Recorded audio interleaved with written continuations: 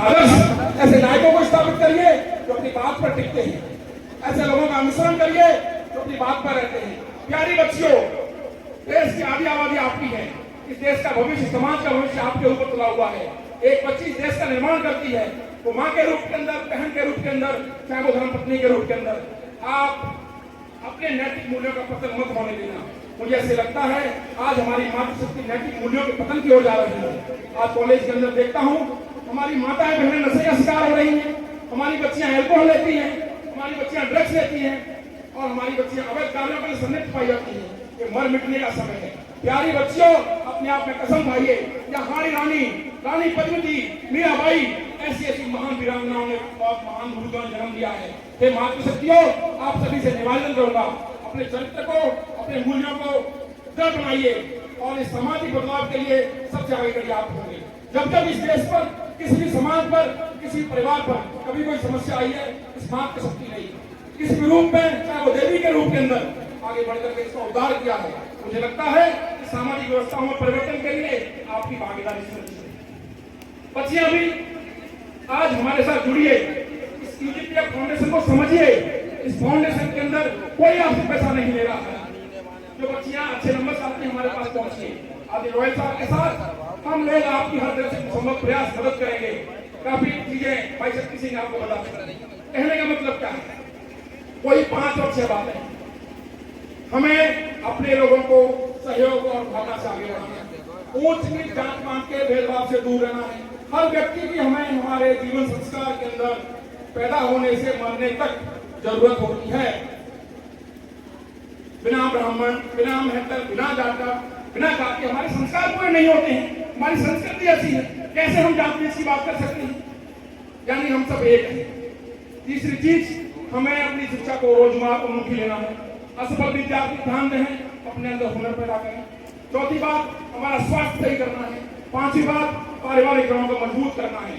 हम लोग अपनी जड़ों को नहीं छोड़ेंगे।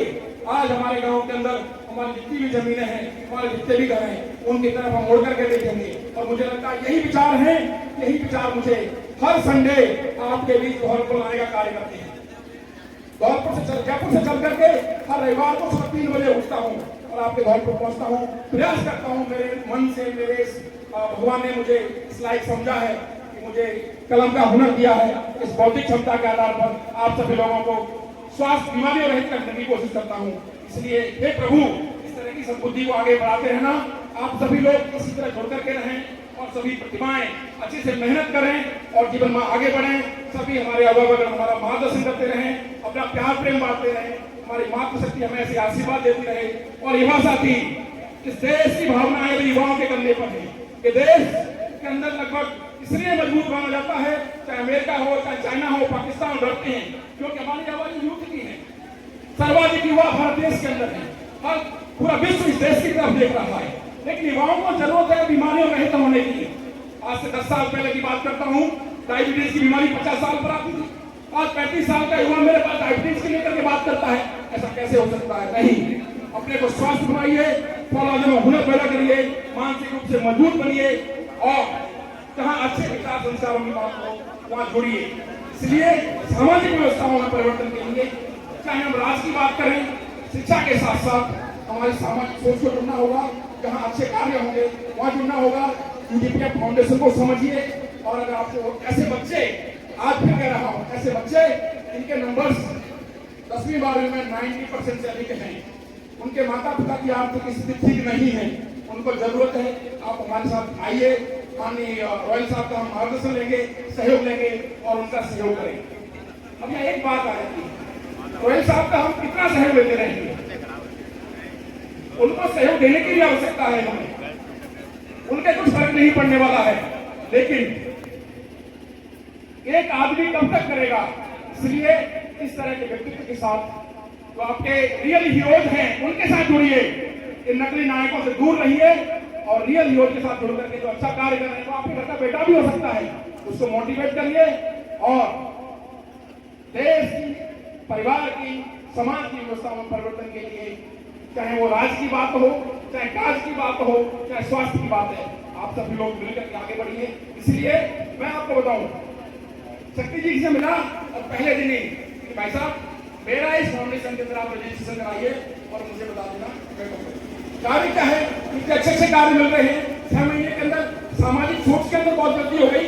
मुझे लगता था कि मैं बड़ी सामाजिक सोच वाला व्यक्ति हूँ, बट जब से मुझे आपका मार्गदर्शन मिला है, हमारी सोच के अंदर और बदलाव आया है। ऐसे लगता था पता नहीं बड़े आदमी कैसे बात करते हो, क्या होता होगा, ऐसी विभूति यहाँ भी बैठी है, लगता ही नहीं है। कहने का मतलब क्या हुआ, ये सब चीजें यहीं रखी रह जाएंगी।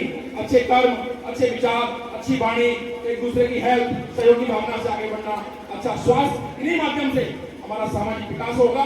हम सब लोग इसी तरह जुड़े रहें, हम सब लोग प्यार प्रेम से आगे बढ़ें। इन्हीं सभी भावनाओं के साथ मेरे विचारों को विराम देता हूँ और सभी प्रतिभाओं के साथ मैं यही मौजूद हूँ।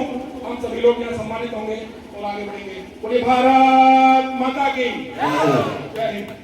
बहुत बहुत धन्यवाद। एक बार जोरदार तालियों से स्वागत माननीय सम्मानी डॉक्टर साहब रामकेश जी। बहुत ऊर्जा उत्साह उमंग के साथ उन्होंने अपने वाणी को बहुत सुंदर तरीके से नवाजने का प्रयास किया और इसे बीच निश्चित हमारे मेघराज जी यहाँ पे मंच पे उपस्थित हैं और आपके सहयोग के लिए भी कुछ नाम मेरे पास आए हैं जो टीम से जुड़ना चाहते हैं।